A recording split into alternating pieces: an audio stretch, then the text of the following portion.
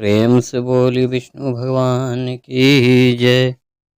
आइए सभी श्रोतागण तुलसी विवाह का जानते हैं। हिंदू पंचांग के अनुसार कार्तिक माह के शुक्ल पक्ष की एकादशी तिथि को ही तुलसी और शालिग्राम जी का विवाह किया जाता है। मान्यता है कि तुलसी विवाह संपन्न करवाने से कन्यादान के समान फल की प्राप्ति होती है।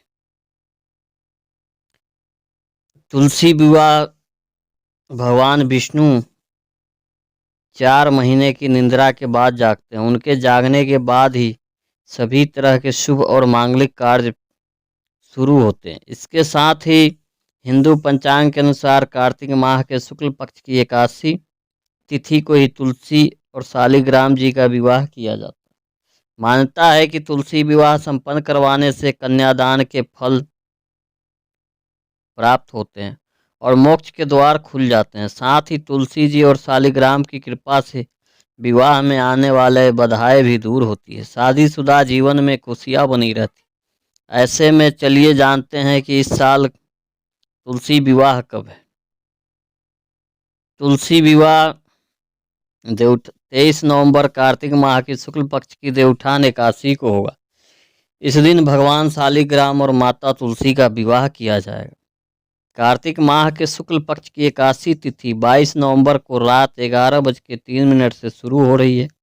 इसका समापन 23 नवंबर की रात 9:01 पे होगी। एकादशी तिथि पर रात्रि पूजा का मुहूर्त शाम 5:25 से रात 8:46 तक है। आप चाहे तो इस मुहूर्त में तुलसी विवाह संपन्न कर सकते हैं। आइए सभी श्रोतागण तुलसी विवाह का व्रत कथा का श्रवण करते हैं। एक बार शिव ने अपने तेज को समुद्र में फेंक दिया था। उससे एक महातेजस्वी बालक ने जन्म लिया। यह बालक आगे चलकर जलंधर के नाम से पराक्रमी दैत्य राजा बना। इसकी राजधानी का नाम जलंधर नगरी था। दैत्यराज कालनेमी की कन्या वृंदा का विवाह जालंधर से हुआ। जालंधर महाराक्षस था। अपनी सत्ता के मद में चूर उसने माता लक्ष्मी को पाने की कामना से युद्ध किया, परंतु समुद्र से ही उत्पन्न होने के कारण माता लक्ष्मी ने उसे अपने भाई के रूप में स्वीकार किया। वहां से पराजित होकर वह देवी पार्वती को पाने की लालसा से कैलाश पर्वत पर गया। भगवान देवाधिदेव शिव का ही रूप धरकर माता पार्वती के समीप गए, परंतु मां ने अपनी योग बल से उसे तुरंत पहचान लिया तथा वहां से अंतर्ध्यान हो गई। देवी पार्वती ने क्रोध होकर सारा वृत्तांत भगवान विष्णु को सुनाया। जालंधर की पत्नी वृंदा अत्यंत पतिव्रता स्त्री थी। उसी के पतिव्रता धर्म की शक्ति से जालंधर न तो मारा जाता था और न ही पराजित होता था। इसलिए जालंधर का नाश करने के लिए वृंदा के पतिव्रता धर्म को भंग करना बहुत आवश्यक था। इसी कारण भगवान विष्णु ऋषि के वेश धारण कर वन में जा पहुँचे, जहाँ वृंदा अकेली भ्रमण कर रही थी। भगवान के साथ 2 मायावी राक्षस भी थे, जिन्हें देखकर वृंदा भयभीत हो गई। ऋषि ने वृंदा के सामने पल में दोनों को भस्म कर दिया। उनकी शक्ति देखकर वृंदा ने कैलाश पर्वत पर महादेव के साथ युद्ध कर रहे अपने पति जालंधर के बारे में पूछा। ऋषि ने अपने माया जाल से 2 बानर प्रकट किया। एक बानर के हाथ में जालंधर का सिर था और दूसरे के हाथ में धड़। अपने पति की यह दशा देखकर वृंदा मूर्छित होकर गिर पड़ी।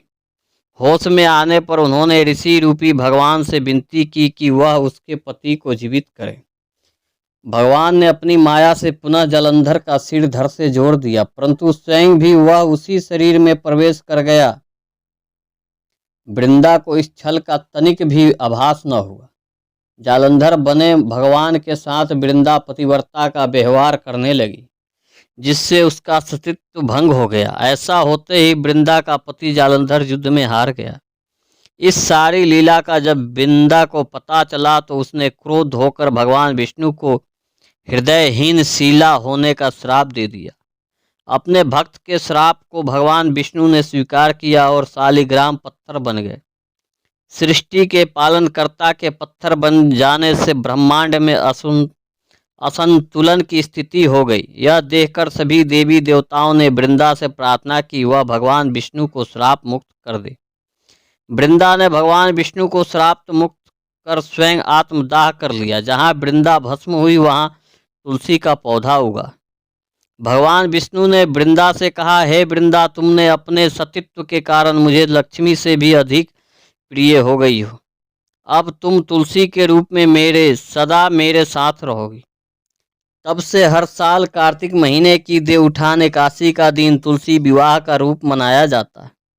जो मनुष्य भी मेरे शालिग्राम रूप के साथ तुलसी का विवाह करेगा, उसे इस लोक और परलोक में विपुल यश प्राप्त होगा।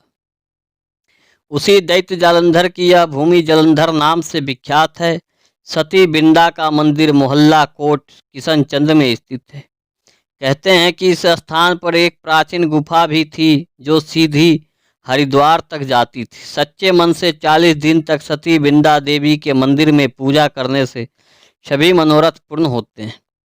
जिस घर में तुलसी होती है या वहाँ यम के दूत भी असमय नहीं आ जा सकते। मृत्यु के समय जिसके प्राण मंजरी रहती तुलसी और गंगा जल मुख में रहकर निकल जाते हैं, वह पापों से मुक्त होकर बैकुंठ धाम को प्राप्त होता है। जो मनुष्य तुलसी व आंवला की छाया में अपनी पितरों का श्राद्ध करता है, उसे पितृ मोक्ष को प्राप्त हो जाता है।